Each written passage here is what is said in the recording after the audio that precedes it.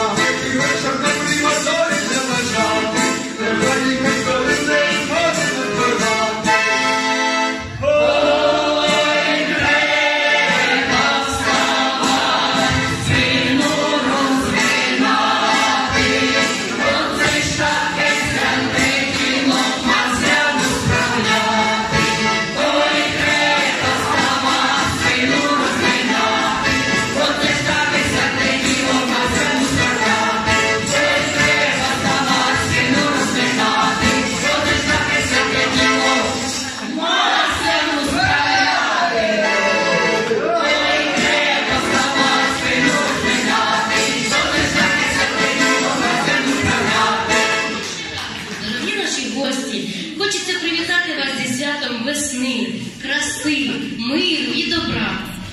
Вам справедливі, добрі, щирі, мудрі та дбайливі, мов сама весна красна, наші дорогі жінки, щастя вам жіночого, миру вам, славу щодня. А зараз, шановні, запрошуємо всіх, мабуть, вийти на вулицю та спалити опудало зими, щоб більше до нас морози та холоди не повертали.